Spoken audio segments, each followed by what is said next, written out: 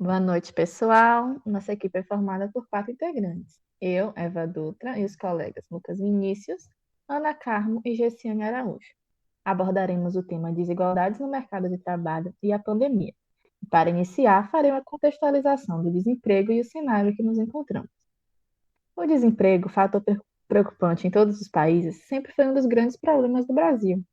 É tratada com prioridade por muitos governos, uma vez que a taxa de desempregados pode influenciar negativamente no desenvolvimento do país, pois, havendo muitos desempregados, o consumo das famílias cai e, podendo a longo prazo contribuir na queda do PIB, gerando assim um grande ciclo perigoso para o país. Um consumo menor provoca uma queda na produção, que pode gerar ainda mais desemprego, que, em vista disso, está geralmente associada à recessão econômica de qualquer tipo. Somando a esse desemprego cíclico o cenário pandêmico em que vivemos, os resultados configuram-se ainda mais catastróficos, alcançando índices nunca antes atingidos. Em 2020, o número estimado de desempregados atingiu a marca de 14 milhões, segundo dados do PNAD contínuo, divulgadas em 28 de janeiro deste ano pelo IBGE. Levando em consideração que nunca tivemos uma pandemia nos moldes da Covid-19 se apresenta, não é estranho que a crise econômica apresente características também únicas. Pretendemos abordar neste trabalho algumas dessas singularidades, além de um comparativo com a última crise que tivemos em 2016. Certo, pessoal. Vou falar um pouquinho aqui agora sobre a crise de 2016, certo?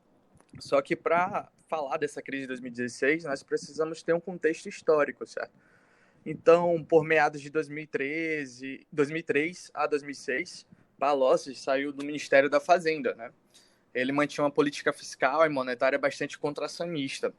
E o Brasil passou a experimentar um novo padrão de crescimento econômico, o que a economista Laura Carvalho tem as referências do texto que a gente pesquisou já dentro do nosso documento.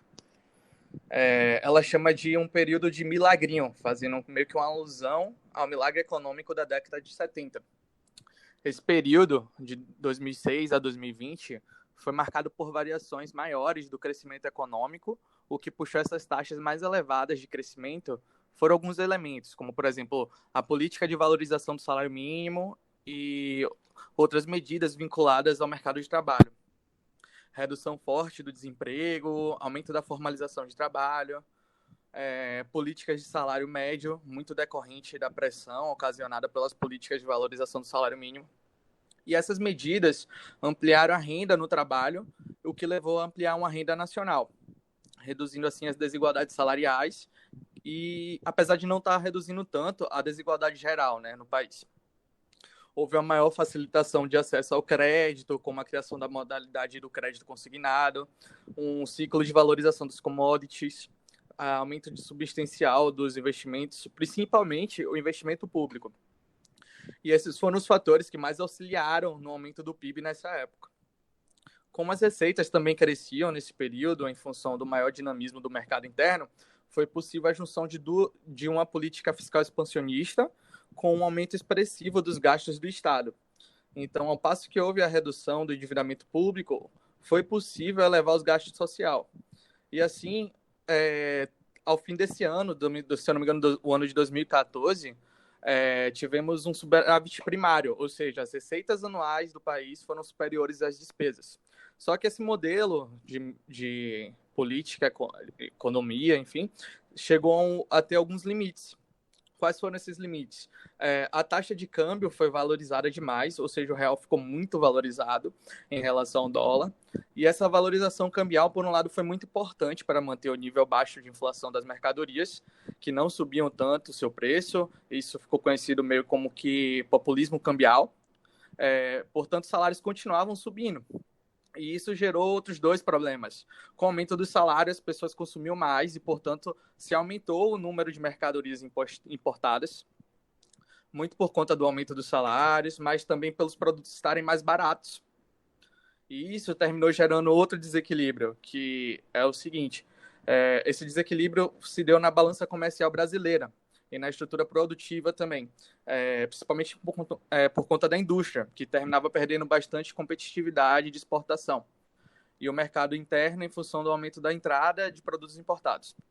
Isso quer dizer que parte importante da renda brasileira estava vazando para o exterior, ia para importação. Portanto, tínhamos uma contradição nesse momento. Ao mesmo tempo que tínhamos uma melhora nos termos de troca com a valorização das commodities, distribuindo para o consumo de massas, enfim, essa situação gerava um enfraquecimento da nossa indústria. Então, a partir de 2011, o que coincidiu com o primeiro mandato da Dilma, esse modelo tinha chegado a um limite, o fim cíclico do ciclo de consumo interno, né? O impacto da crise internacional, mas principalmente o limite se deu no governo Lula. Esses dois governos não foram capazes de mudar a estrutura produtiva brasileira, não só em questão de demanda, mas também em questão de oferta. E em 2011 ainda, no governo Dilma, houve um amplo ajuste fiscal e que levou adiante políticas conhecidas como macroprudenciais em relação ao crédito, para depois começar a fazer políticas industrialistas, que terminaram contribuindo, né, para o desenvolvimento pela questão da oferta, só que essa política terminou dando errado. Terminou operando assim mudanças de políticas fiscal com a redução dos gastos sociais e a troca por políticas de exoneração e subvenção do setor primário, que tem feito menos expressivo no setor econômico. O maior problema quanto a essa redução aí, a redução expressiva no Estado, nos investimentos públicos, foi que, partindo da premissa de que agora seria a vez do setor privado liderar o conjunto de investimentos, isso terminou que não aconteceu. Por quê? Porque a lógica do investimento privado é ir a reboque do investimento do Estado e não ser o seu cargo-chefe.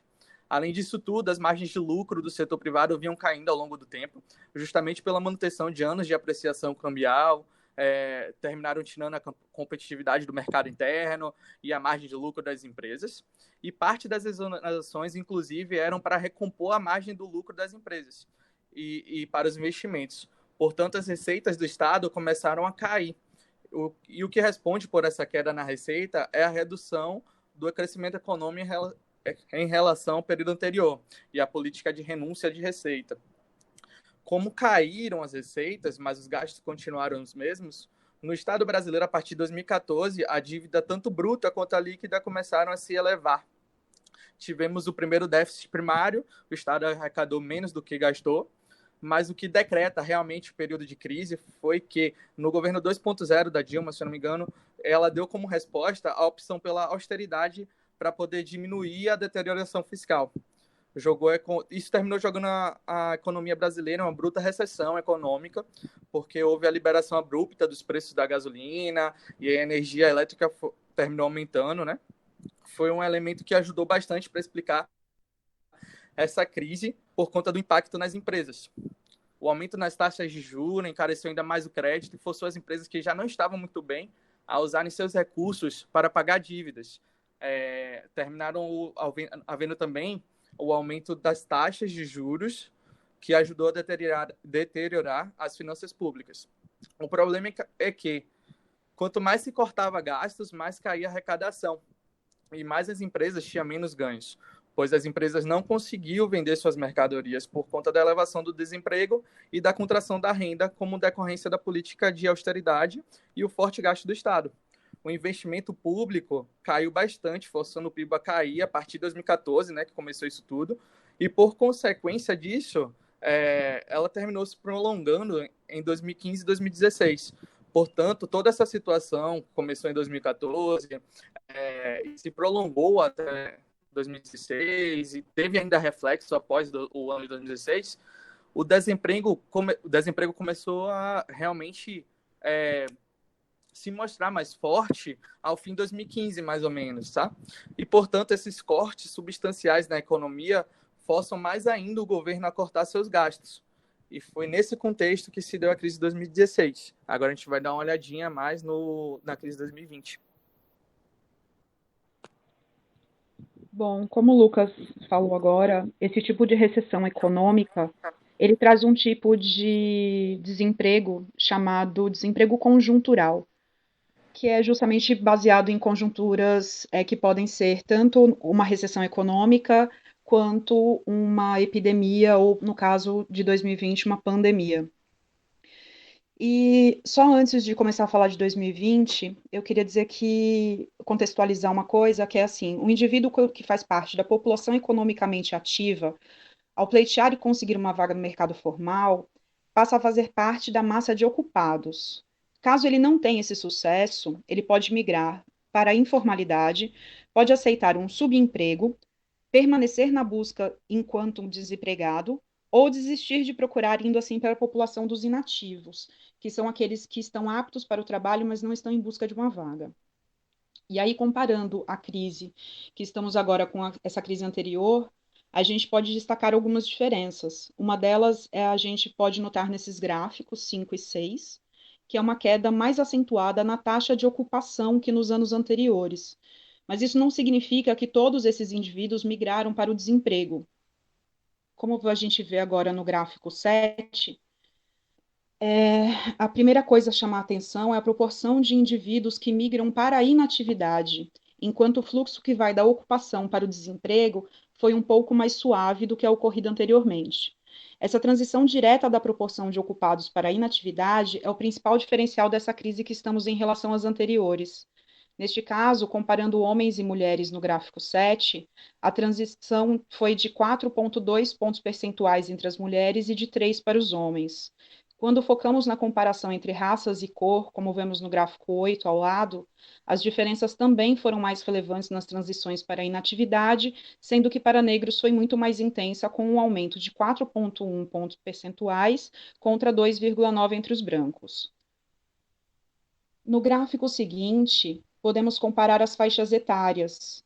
Ele destaca as elevadas transições para a inatividade entre os grupos de 14 a 18 anos e de 60 anos ou mais, que se a gente parar para pensar um pouco, já era de se esperar, já que essas faixas etárias correspondem exatamente à idade de estudantes e de indivíduos que já podem se aposentar, respectivamente. Ou seja, pegando as informações desses três gráficos, a gente percebe que houve esse aumento relevante na transição de indivíduos em todos os grupos para a inatividade, sendo que foi bem mais intensa para mulheres, negros e jovens de 18 a 29 anos.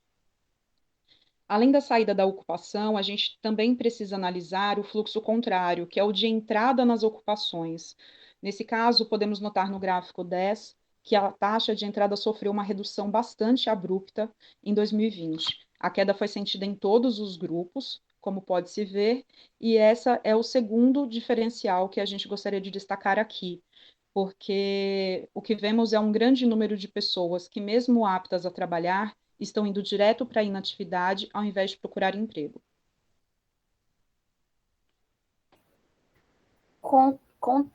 Contextualizando o que foi, né, discutido, muitas pessoas desistiram de procurar emprego durante a crise de 2016 e na pandemia, por muitas vezes não terem recursos.